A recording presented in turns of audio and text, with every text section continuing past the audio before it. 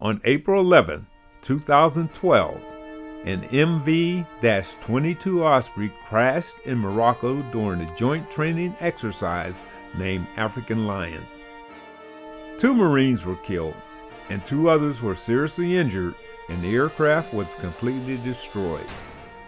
One of the survivors, retired U.S. Marine Corps Major Eric Burkett, suffered major lower limb, lung, and ocular nerve damage. His injuries resulted in amputation of both of his legs, one above his knee and the other below his knee.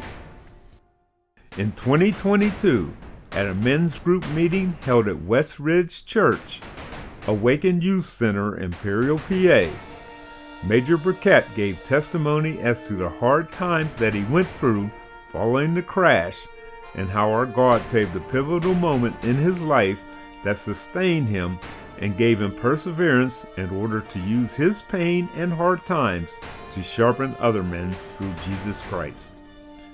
Just as iron sharpens iron. Among other things, I was a Marine Major, and I was a pilot. And, but I'll tell you, before any of those other accolades, but by the grace of God go I. I don't know if the Colonel told you or whatever in talking before I got here or whatever, but I can be kind of emotional, so bear with me. I'm just going to read you a quick passage out of 2 Samuel, chapter 11, starting with verse 24, starting and ending with verse 24. And what's happened is the Hebrew army is battling the Syrians, and they're setting siege to a city, and the report comes back to King David, and the report is at verse 24. Well, I'll back it up to 23. The messenger said to David, "The men gained an advantage over us and came out against us in the field, but we drove them back to the entrance of the gate. Then the archers shot at your servants from the wall. Some of the king's servants are dead, and your servant Uriah the Hittite is dead also."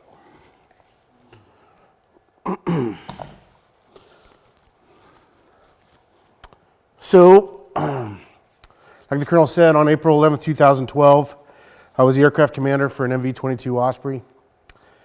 We were flying under the auspices of Operation African Lion, and we lost control of the aircraft. Fortunately, we had just inserted our stick of Marines, so we didn't have anybody external with us, but we impacted the ground at 78 degrees nose down. If you look at the wreckage, you can't make out the cockpit. That aircraft was sticking up out of the ground like a tombstone. Both of my crew chiefs died that day. The other pilot survived as well. And that changes everything for me. So let me back up. 2009, I just got requested by a squadron commander who's getting ready to take the 1st Osprey Squadron to Afghanistan. And it was, "Hey, Trainwreck, you still want to go?" And it was absolutely. That's why I joined the Marine Corps. So, right out of the transition squadron, I get sent to Afghanistan, which is kind of uncommon. Usually you have about 6 months of workups at a minimum, and but the colonel wanted me.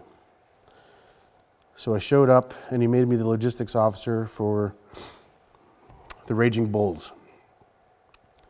Well, one of my responsibilities as a logistics officer, and for those of you that don't know, and unlike other services, Marine officers who are pilots also have a ground job, and it can change, but we don't have a designated maintenance officer. It's usually there's a major who's a pilot who becomes the maintenance officer. And same with OPSO, same with all the other key position and department heads, and I was the logistics officer for our squadron. Well, in addition to flying and making sure the squadron has what it needs and gets where it needs to go, one of my responsibilities was taking the young Marines that had somehow screwed up, and the squadron had lost faith in their ability to safely perform maintenance on aircraft or do whatever duties they were normally assigned to do, and they'd send them to me. I always had stuff for them to do, whether it was a working party or a gear issue. There's 1,000 things that, as a logistics officer, I just never had the manpower for. So I'd take these young Marines, and they'd come to the shop and they'd report in, and after the gunny had done getting them scored away, I'd interview them, and I'd tell them pretty much the same thing every time. Couple rules that I have. Don't care at all what you did to come into my world, but while you're in my world, I expect you to act like a man or a woman, and I expect you to act like a Marine. And likewise, you can expect to be treated like a man or a woman and be treated like a Marine. I also expect you to keep the moral high ground. Maybe the sergeant's having a bad day and he's treating you in a way that he shouldn't be, or telling you to do something he shouldn't be doing. Well, you have a chain of command. Exercise it. Use the gunny. Use me. If I'm having a bad day, you got the sergeant major, you got the XO to talk to. But once you lose that high ground, you've given it up. Whatever case you had, you've lost before it even starts. I also had a rule: I really don't care what you say. Your words won't offend me, but 2 words I don't want to hear: Jesus Christ and God damn it. Call out some other person's God, make fun of Buddha or Muhammad, I don't care, but leave my God out of it.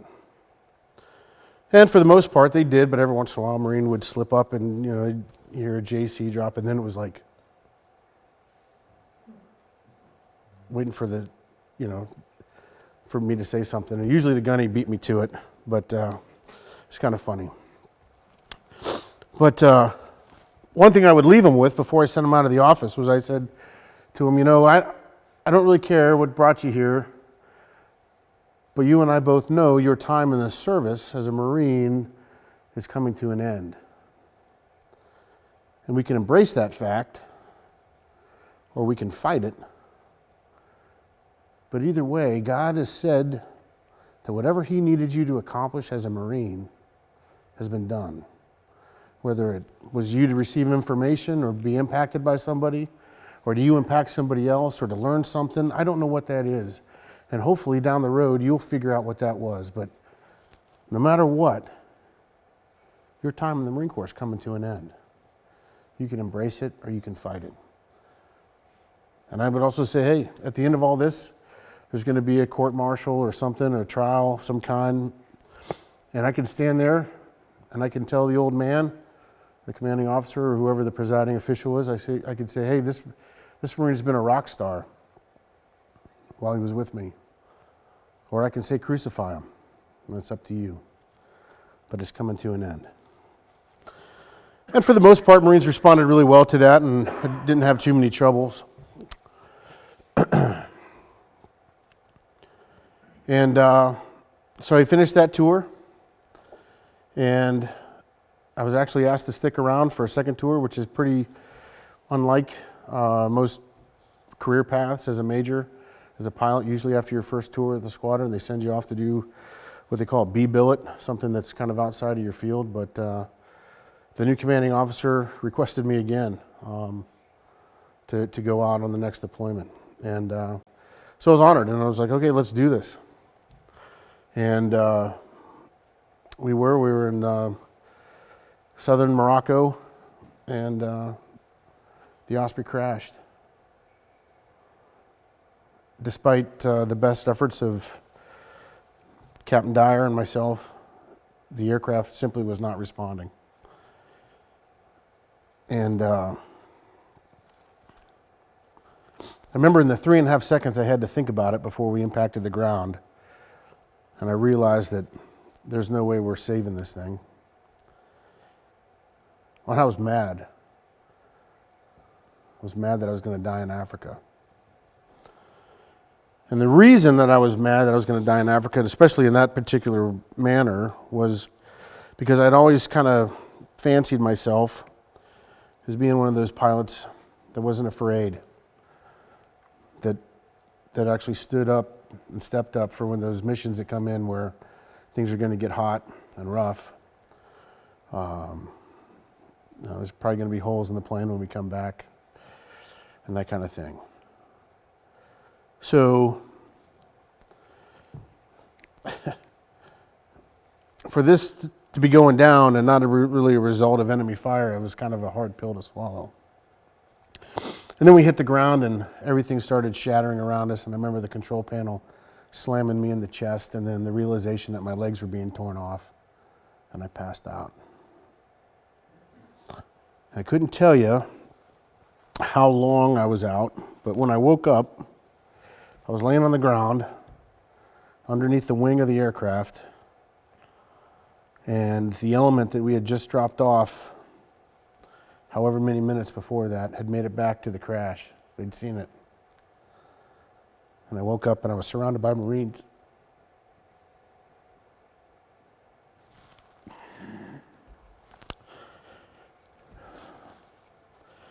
And Gunny Alvarez was standing by my right foot,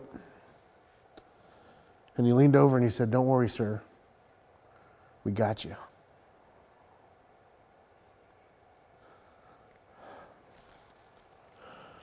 Pretty powerful.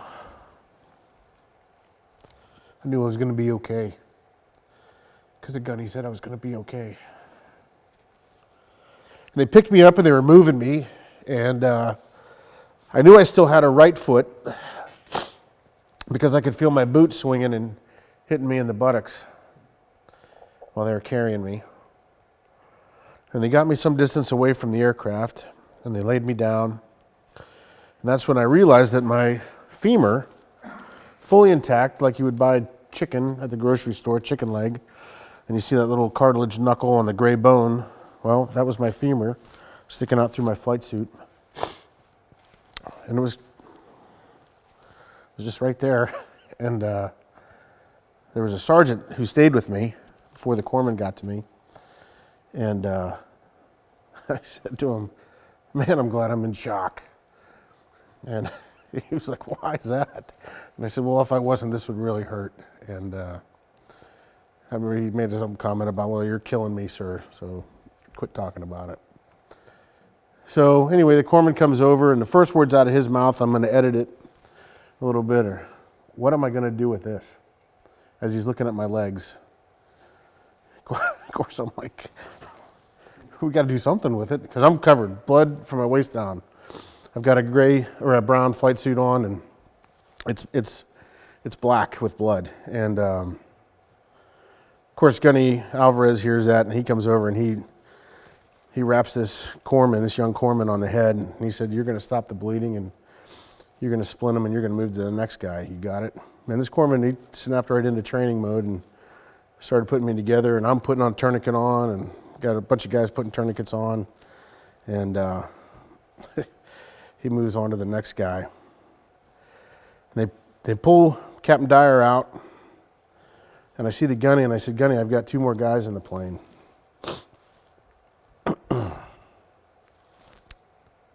"How are they doing?" Gunny Alvarez looks at me and stops. It was like I punched him in the face. And just the way he reacted, I knew it wasn't good. And he said to me, "No bullshit, sir?" And I was like, "Yeah, Gunny, no bullshit. How are they doing?" And he said, "Well, sir, one's dead. And we're trying to get to the other one now."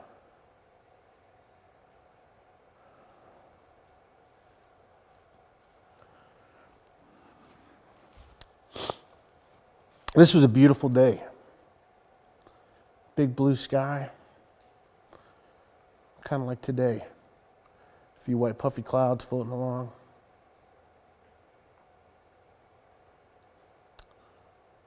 And I remember pushing back into that sergeant who was with me, leaning back into him and praying that God would trade me.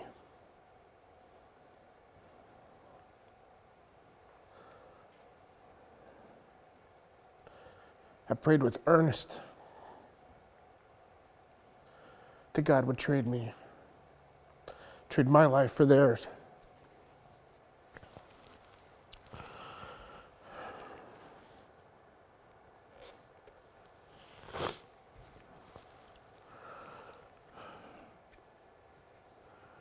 And if he wouldn't trade me, that he'd allow me to restart the day. That I would learn whatever I needed to learn. That I would figure out what I was supposed to do that day, but to give me a chance so I could at least bring those two guys home.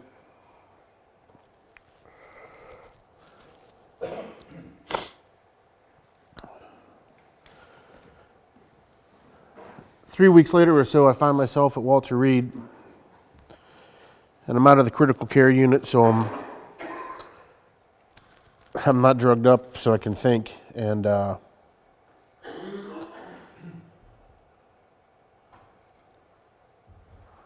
nights in the hospital are tough, aren't they, Sergeant Major? And you're sitting there, and there's no stimulus, and all you have is your thoughts. And I'm laying there in that bed, and my feet are hanging from the ceiling, and I can hear myself telling those Marines, your time in the Marine Corps is coming to an end. You can embrace it, or you can fight it, but it's coming to an end.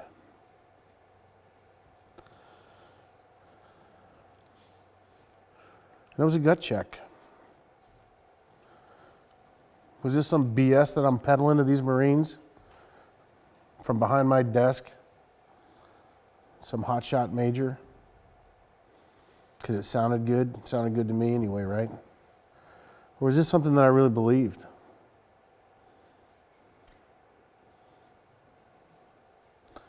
And I would pray that I would embrace it.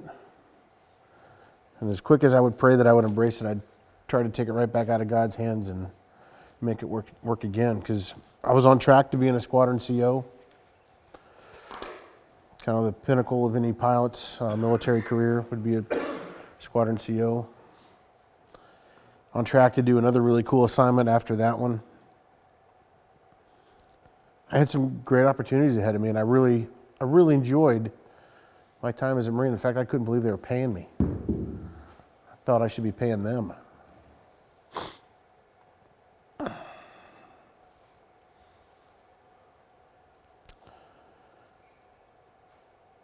But I'll tell you that I wrestled with post-traumatic stress. I wrestled with survivor's guilt. I wrestled with the anxiety of being disabled, of the anxiety of what the future holds, of my identity as a person, as a Christian, as a man, as a father.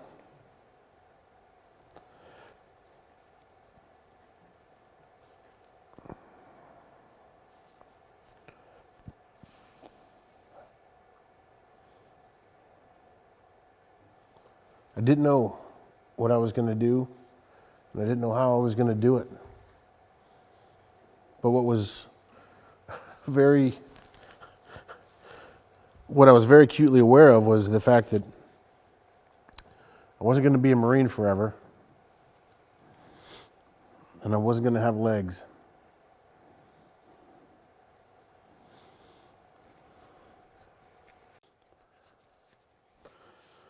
I want to talk to you about Uriah the Hittite.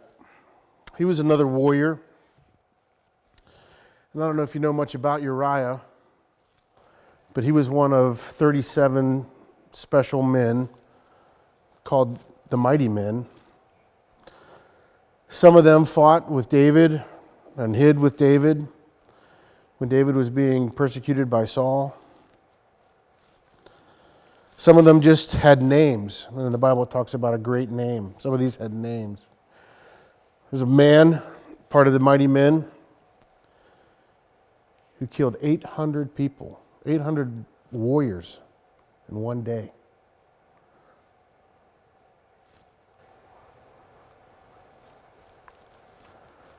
I can't imagine. I can't imagine what just 800 dead people look like. How much space that would take up.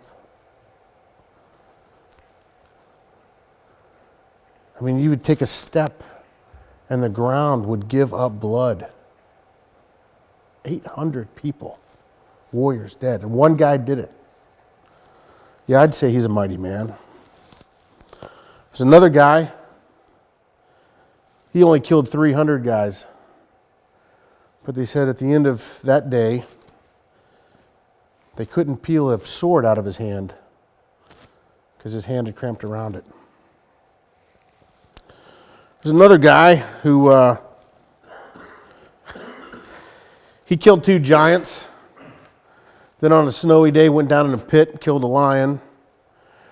And then it makes reference of killing an Egyptian that was only 5 cubits tall.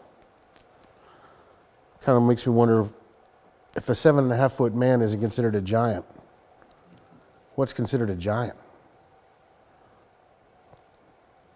So anyway, Uriah the Hittite, he's a Hittite, he's not a Hebrew, is part of this group of guys. And he must be pretty good, and he must be fairly substantial in the ranks of things, because he's got a house or a compound fairly close to the palace of the king. Well, the Israel army is out fighting the Syrians at the time. David's not there, King David. King David was taking a nap on his couch, and it says he rises up and he goes and takes a walk on his roof, and he notices a woman bathing herself. And he lusts after her.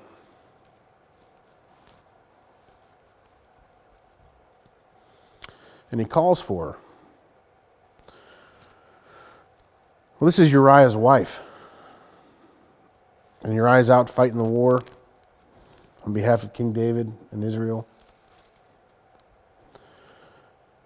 And it doesn't stop David. David's the king, right? I can do what I want. And he calls her over to the palace. And long story short, he has relations with her, and she's pregnant. He gets word that she's pregnant. Oh no, now what do I do? So he goes out, and he sees Joab, who is the head of this group of mighty men, and wants to get an assessment of what's going on here as they lay siege to the Syrian city. And he's like, oh, hey, how's old Uriah doing? Let me see him. So Uriah comes up, and he says, hey, I've been hearing good things about you. I want you to come back to the palace with me. Have dinner with me. So Uriah does. David tries to get him drunk, send him home. But Uriah sleeps with the servants in the palace. And he gets report that Uriah didn't go home. So the king says, hey, I want you to go home, and I want you to wash your feet. And I want you to rest before you go back to the front. So Uriah does go home, but he doesn't wash his feet. He doesn't even enter his house. He sleeps on his doorstep. And he's asked why he didn't sleep on the doorstep, and he said, well, Israel, the Ark of the Covenant, and my brothers are in battle right now. I'm not going to take a break while that's happening. I'm not going to take advantage of it.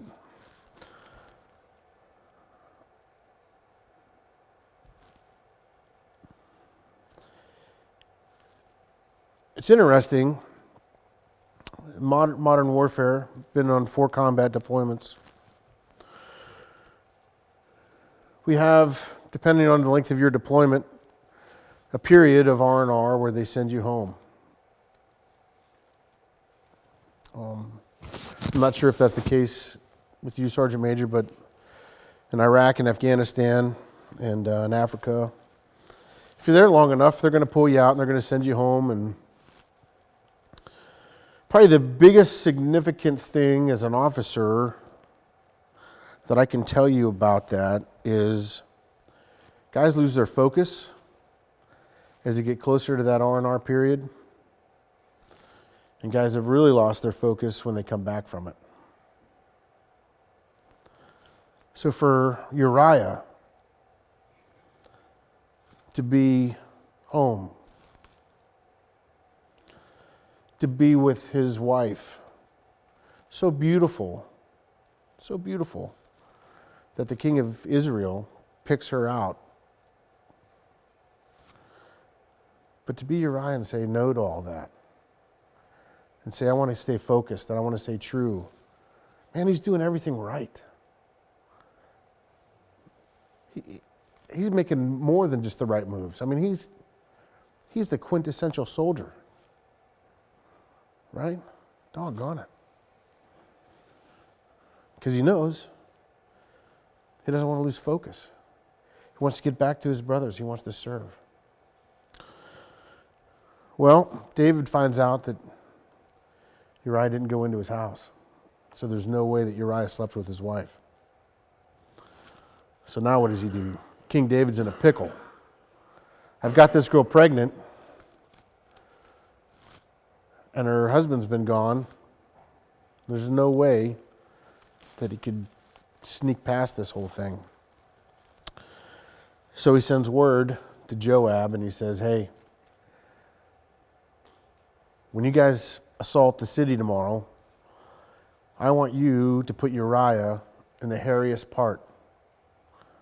I want you to put him where the RPGs are at, where the heavy machine guns are, where they've already got it bracketed for the artillery. I want you to put him where it's going to be hamburger. And then I want you to withdraw from him. Now, I can tell you as a Marine, and I'm sure it is with the other services, that kind of an order wouldn't fly. At least wouldn't fly with me. But Joab, being obedient to the king of Israel, does just that. And it doesn't talk about this in the Bible,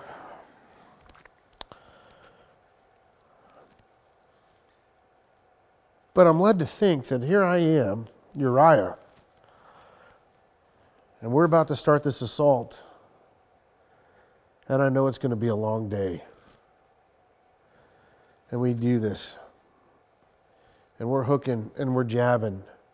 And surprisingly enough, even though this is the heaviest part of the conflict that day, we get the advantage.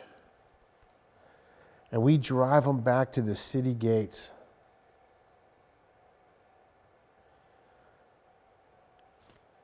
And then I find myself alone.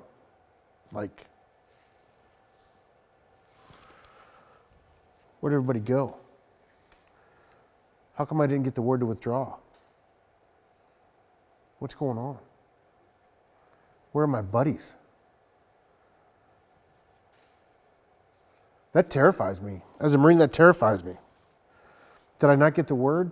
Am I screwed up? Did I miss that part of the brief? What's happening? And at some point, he's got to realize that no one's coming for him, that he's stuck. And he dies that day. And he dies not knowing why how or what or anything. He dies following orders.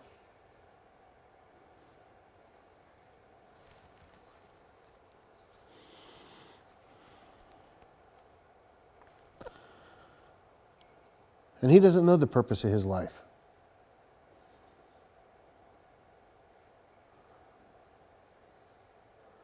He dies that day outside that crappy Syrian city that's not even in existence now.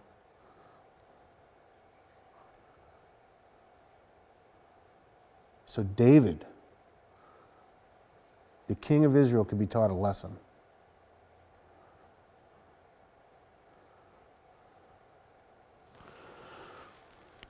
So I sit there, I still sit there, and I think, God, why did you let Corporal Kearns and Corporal Reyes die in that plane? Why did they die? When you look at the crash site, God, why am I alive? Why am I alive? When these two men who were in my charge, who were sons, who were husbands, and who were fathers, and who were doing it right, who were professional, why did they die?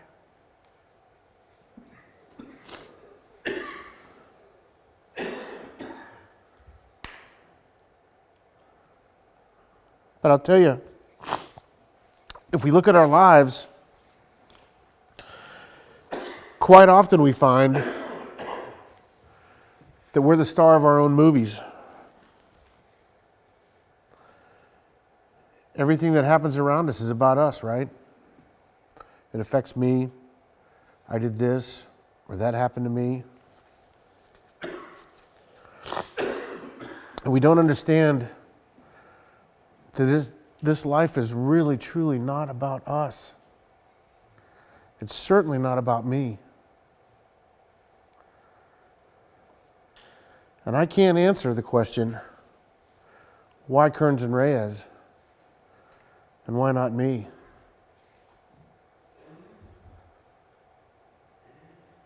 I can have an idea, and I can guess at it. But what I'm sure of, though, is it's God's plan. It was God's plan for Uriah to be betrayed on the field of battle, being loyal to a king and a country that he was an outsider to.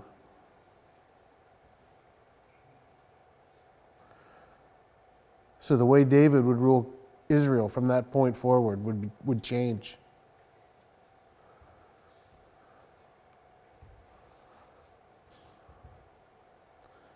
When I think about it like that, who am I to say, God, your plan isn't the way I want it? God, I want to die. Take me instead of them. I don't like your plan. In fact, God, your plan sucks.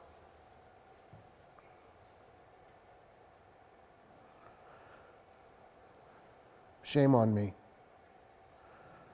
How small is my faith? Does it change things as far as, is it an easy pill to swallow? No. It doesn't change things at all. Because still, two good men. Two phenomenal crew chiefs. In fact, I'll tell you, looking at the flight schedule the night before, I was really kind of bummed out because we were doing some cool work. And some of the younger aircraft commanders, they needed it, but they got to do some of the more exciting stuff that was going on that day. And I found out as I get down through the flight schedule that I'm flying, I don't know, I would call it cleanup. I'm flying cleanup. And it was important, but wasn't sexy, as we would refer to it as. So I wasn't overly happy, but then I saw the crew who I was flying with. And I saw Captain Dyer, and I saw Corporal Kearns and Corporal Reyes, and I said, you know what? It'll be a good crew. It'll be a good day. Because I knew those men. I knew them well. It was a good dynamic. They were professional. They were hardworking. They took their job serious.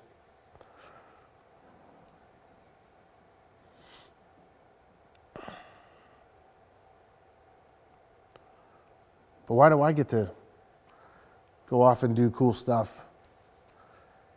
Travel the world shooting my bow.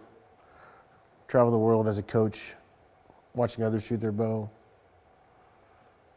Why do I get to be a father of 6 awesome kids? Husband to an amazing wife.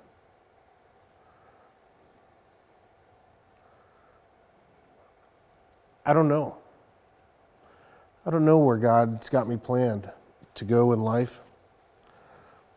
But there are some things that I do know and that I am sure of. I'm sure that God's sovereign. I'm sure that I'm flawed. And I'm a sinner. I'm also sure that I'm saved through the blood of Jesus Christ. And I don't know what the second or third order effects are in the circles that Kearns and Reyes were in when they weren't at the squadron. And I don't know the impact that their tragedies had on those people's lives.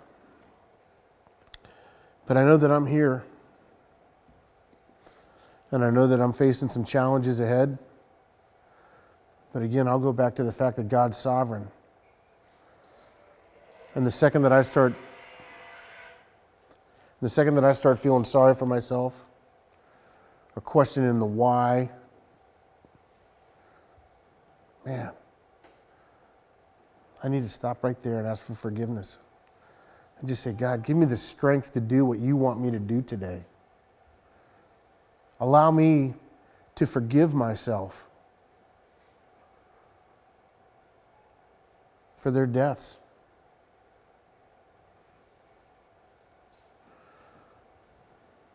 Allow me to be a good husband and a good father. Give me opportunities where I can share my faith with men and hopefully to encourage them and let them know that, man, this life is so not about us. It is all about God. Uriah the Hittite died that day not knowing what his purpose was in life.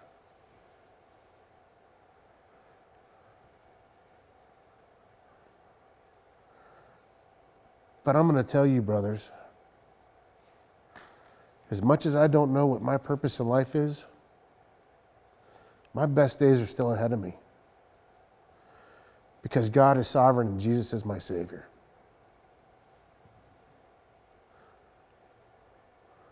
So I want you to chew on that for a little while. Think about Uriah doing everything right in a group of the hardest men that were ever talked about in the Bible. Loyal, I would say loyal to a fault. But the movie wasn't about him. The movie's about God.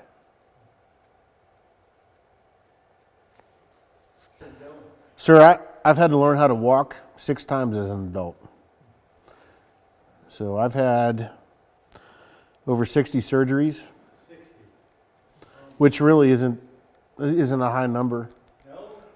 Not for the guys at Walter Reed. I was at Walter Reed for 4 years. Usually guys that have abdominal injuries, abdominal wounds, their numbers are usually way higher than that, sometimes into the hundreds. But so I got to Walter Reed. I had both legs. They had sewn them back on and we had done what they call limb salvage. And I actually took my quadricep here and sewed my foot back on. And my favorite 10-year-old here can tell you that we called that the football because it was kind of in the shape of a football across my ankle. So what had happened with this leg is it got hung up underneath the rudder pedals and it peeled the foot off and degloved my leg from just below the knee down. And the Achilles was the only thing that was keeping it still part of my body. That's what was holding it on while I was swinging and when they were carrying me. But so they used the quadricep to sew the foot back on, and then we had a skin graft, and I forget what else, but we called. Oh, and there was a burn. There was a chemical burn from one of the instruments that had been crushed and leaked. But so we had the football, the snake skin, and the pizza slice all on my leg here. So just kind of ways to joke around about it and make it a little bit easier to deal with and handle.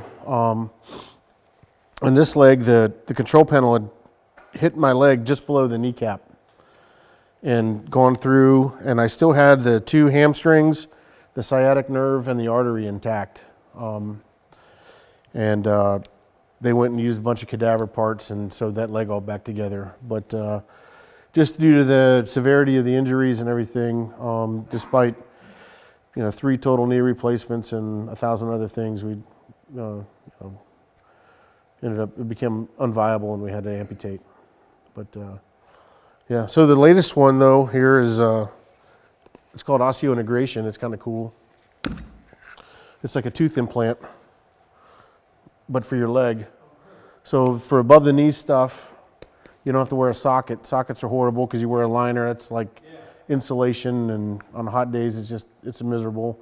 But now take this and like imagine it all up in your business, and like sitting here, I'd be sitting like this because there'd be a socket around it. Just it's. So I went through that procedure. So there was a couple more surgeries there for that, but that was my choosing. Plus, my kids will tell you that I'm just one step closer to being Darth Vader.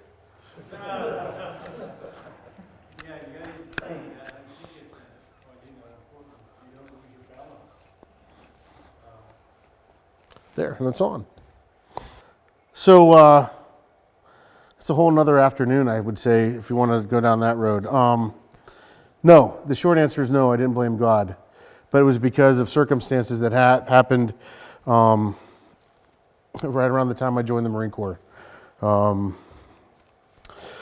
So I'll just try to sum it up real quick. I was married and got divorced.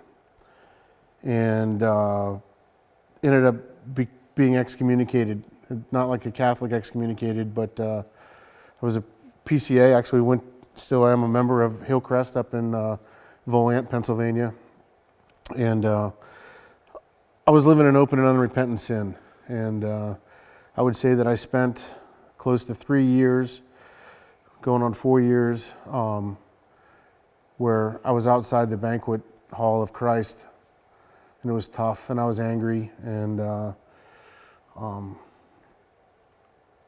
but during that time, I call it the dark years.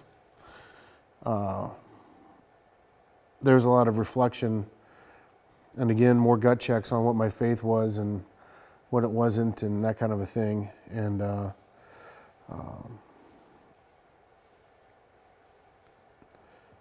there was a responsibility, personal responsibility aspect as part of that healing and forgiveness and repentance, and not so much forgiveness, but the repentance part of it that I would say set myself up for what would happen later on in life. So that's the really abbreviated version, but Cause of the crash was. oh, I know what the cause of the crash was. So does the Marine Corps. I will tell you this, the politics of the time, this is another kind of a big story, but we went through a flight field performance board, which FFPB, standard thing for mishaps like that. And went through the whole big thing, standard stuff, get interviewed, get quizzed, get statements taken and everything else, plus all the data recorders and everything going. And what it boiled down to was, I hesitate to say it because it kind of looks like, BS, but the Japanese did not want the Osprey in Okinawa because they felt it was an unsafe aircraft. If my crash was because of a huge gap in software programming, it was an unsafe aircraft. If my crash was pilot error, it was unsafe pilots. And that changed everything. Oh, no, from the obvious perspective, obviously somebody survived. I wouldn't say so much that Jake surviving changed everything, and the crash in and of itself. I mean, pilots get an extra $125 a month because it's so dangerous. So the crash in itself wasn't something that changed everything. And I'll tell you this: my dad was a Marine aviator too. He flew A4 Skyhawks. He was a retired lieutenant colonel, 23 years, and he came to my graduation, my winging at Pensacola, and he pinned his wings on my chest, and he said, "It's a dangerous business."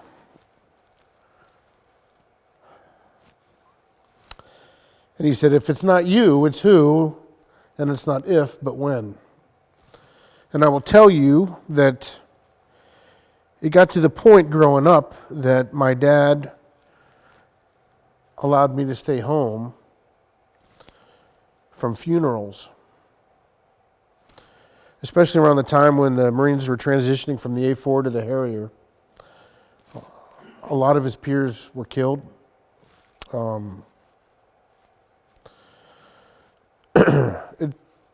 So I knew what was happening when I was going in. So like I said, Jake surviving, praise the Lord. The crash, man, that sucks.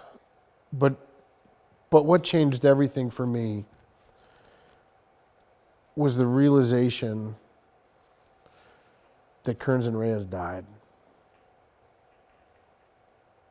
Reyes was right here, next to me in the crash. Right here.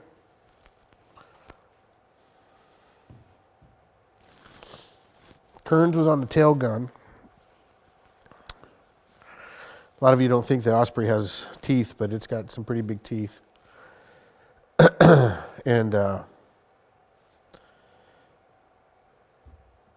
would say by the grace of God, I didn't see Reyes, but Jake had said to me afterwards, Jake Dyer, Captain Dyer, that he was able to see Reyes, and he knew right away that he was dead because of the way he was twisted in the crash, in the fuselage.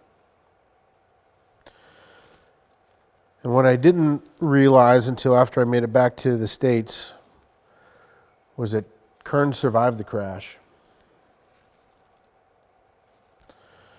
It's probably better that I didn't know he was alive.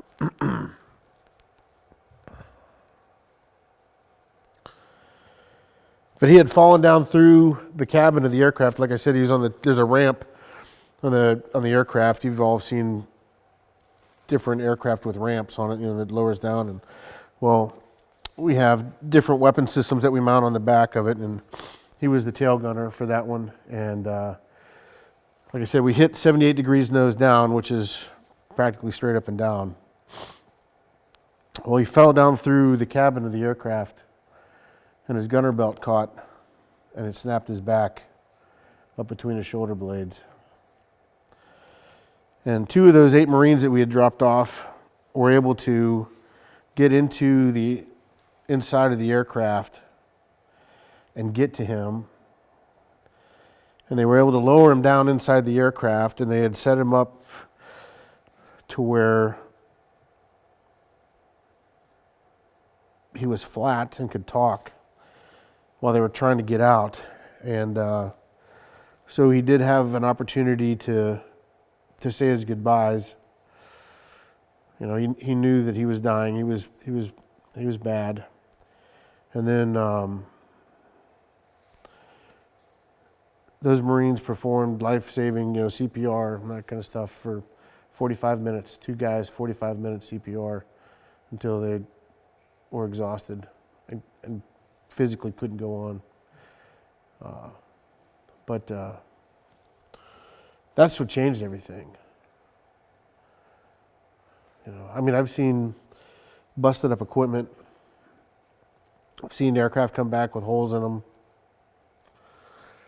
I've seen aircraft land that, wow, it's cool that made it back. I've seen aircraft that will never fly again. And as much as that, sucks or whatever, it's not anything like losing a man, especially guys that you're responsible for, guys that put their trust in you to do the right things at the right times. And I don't know why I still walk here other than by His grace. But I will tell you, Sergeant Major, that asking for forgiveness and being forgiven and forgiving yourself are often two different things. Amen. And we tend, just like I was saying, your time in the Marine Corps is coming to an end. You can embrace it or you can fight it, right? And I'm saying, Lord, help me to embrace this. Help me to trust you. And then I'm like, oh, wait, I still got an opportunity with General Davis to go do this or go do that or whatever else, and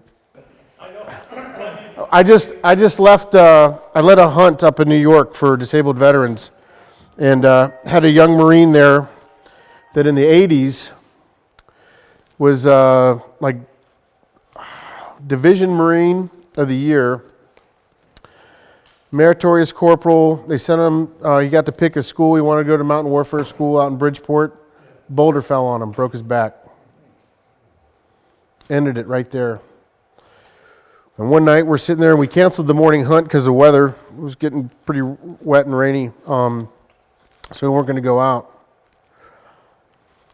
But we had a moment. It was kind of long, but I'll sum it up to you. I said, I don't care who you were 25 years ago. Neither does your wife.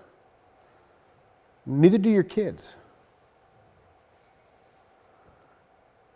What you need to think about is being present and doing the right thing today and trying to set yourself up for success tomorrow. Everything after that, who cares? Now have your plan. How many times does it talk about in the Bible where a man, plans his way, but God directs his feet, his path? I mean, when I got up, man, I'll tell you about the morning that I was having. I got up that morning, April 11, 2012, before the alarm got off. Boom, actually I had time to run down and grab my laundry, come back to the room, get down to the ready room. Guess what? Jake's already in there. Captain Dyer's already in there. He's already working the flight plan. I was like, awesome. So we sit down there, work it together. Actually I said, hey, if you want to give the brief this morning, go ahead and give the brief this morning. We've got it figured out. I think you got a good plan. Let's do this. The Kearns and Reyes came in early. Hey, sir, the bird's looking good. It's getting put up on the spot already. And the spot, that's where it goes on the aircraft carrier. We were flying off the ship. And things were good. It was like, okay, all right, hey, look, you guys, 15 minutes, go get chow. We got time to go get chow. Go downstairs, sit down, have a cup of coffee, whatever, get chow, chill out a little bit. We'll come back up here, 15 minutes, we'll brief, and then we'll walk. Man, it was going great. Good brief. And I even briefed to the guys. I said, hey, look, got a really good track record. Let's not be complacent out there. You never know when it's going to bite us. So look, stay sharp, stay froggy, whatever. Be ready. Let's do this. Let's come back. I said it. I briefed it. But you talk about haunting words. Doggone it. So we get up to the aircraft. We walk out there on the flight deck. And I'll tell you what, maybe it's the romantic side of me, but flying off the ship, man, it's sexy. Doggone it, that's sexy. There's always the wind coming at you and the ship's moving and all the birds are out there on the flight deck. Doggone it. For those Army guys that never get to fly off a ship, I feel sorry for you. So, even the Air Force clowns, sorry if you're Air Force. I mean, really sorry if you're Air Force. So, So getting the bird, right? And the Osprey, you know, it's a state-of-the-art crazy animal, and it's got sensors all over it and all through it and everything else. And we give ourselves 15 minutes of troubleshooting time, like built into the flight schedule, because it's going to say something. And we got to go, okay, is it the sensor that's going bad, or is it actually the thing that it's supposed to be sensing going bad? I mean, so it's just, so you've always got like a bunch of green hats over here. I don't know if you, the avionics guys that are sitting there, you know, one guy's got this little gun that's like shooting at the plane, you know, and it's trying to get like, you know, an interaction going, and half the time that thing doesn't even work. So we get up there, we fire the baby up, aircraft 11. I love it. I flew aircraft 11 a lot. I love that aircraft. It was a stud. Powerful. Man.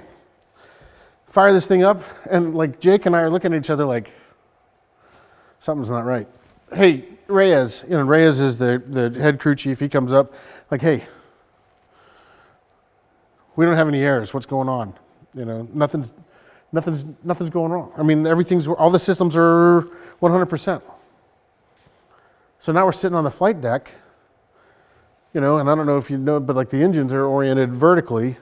So all that exhaust from that one engine is blowing right on the flight deck. So we've got to do this flight deck heat mitigation thing, rocking these big engines back and forth to try to heat up different parts of the deck so we're not burning a hole in it. And, you know, for 15 minutes. And finally the air boss, the guy that runs the show, he's like, you know, hey, you know, I forget what we were flying under, but normally our call sign was Elvis, you know, Elvis 11, you know, you guys want to launch early? Heck yeah, boss, we'll get out of here. I mean, sure. So we get cleared to launch early. I mean, and like I said, we come off the deck, busting in over the horizon, you know, we see the beach coming up and pushing in, blue sky. Man, it was a great day. It was a great day. Great day. Except for 3.5 seconds.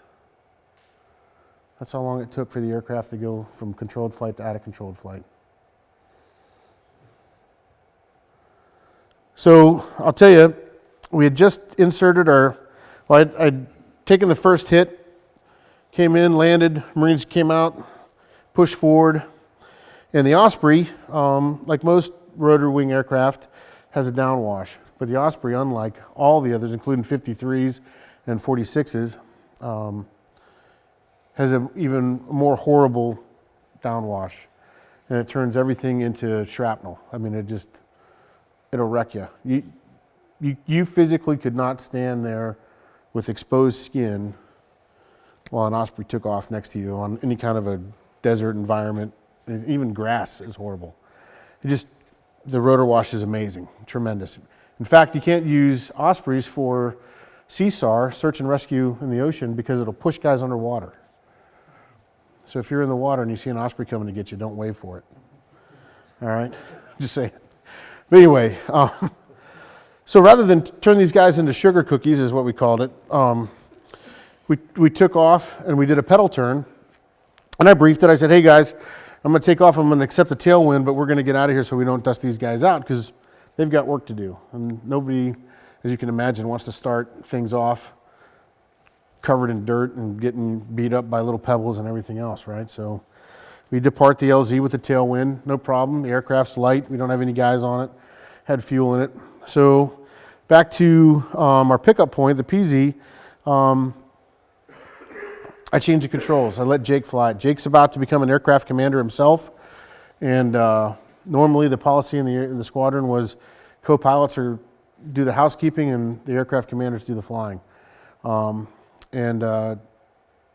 exercised my right as the aircraft commander to let Jake fly. He's getting ready to make decisions and do things on his own. Why not give him some experience? So we go in, we had 3 hits that day. He picks up the second hit. And we go to another spot along this rather large plateau. And we set up, nice approach, come in, hit the LZ. Marines get out, push forward. Jake says, I keep calling him Jake, kind of unprofessional. Captain Dyer says, hey sir, I want to do the same thing you did. We'll pick up 20-foot hover, do power checks, and then depart with the tailwind. I said, all right, roger that. Crew chiefs all rogered up, so we knew what was going on. Kearns actually came up in between us, and Reyes came up in between us, and we did just that. So I'm sitting there, do my torque checks, engine checks, everything's good, everything's in green, right where they're supposed to be, in fact. And Jake does the pedal turn, starts the transition, bringing the engines over. And what none of us saw that day was the way the wind was hitting the front of this plateau. It came up and it created a vertical vector to the airflow. So what ended up happening was we had orographic turbulence that grabbed the tail end of that aircraft, which is a big, giant horizontal stabilizer, and it just lifted us up. And when I talk about software gap, the engineers hadn't foreseen anything like that. And so the aircraft, even though, as we were tipping up, and of course I immediately come on the controls, and Jake's already got the cyclic back, in the pocket, and I come on the controls, and everything that I was going to do, he had already been doing. And I just remember, he said, "Oh shit, sir, I'm sorry." And we didn't even get out a Mayday call. Like I said, I just tried with all my strength. I was playing rugby for the Marine Corps. You think I'm a big guy now, you should have seen me then, but I tried to break the cyclic off in my lap. Everything I could do to pull that nose up, and it didn't matter. The aircraft didn't respond, and in fact, it accelerated into the ground. The aircraft thought we were in a takeoff profile and wanted to keep grabbing air. So one of the joys of automated flight. But that's been since resolved. But that's everything leading up to that point. So it was kind of a weird line that I walked in the Marine Corps. Like I said, my dad was a career Marine officer, and he never hid the fact that he was a Christian man, but he wasn't proselytizing in the amongst his Marines. It was let me live by an example, and if I have an opportunity, I'll let you into my world. And that's kind of the same approach that I took.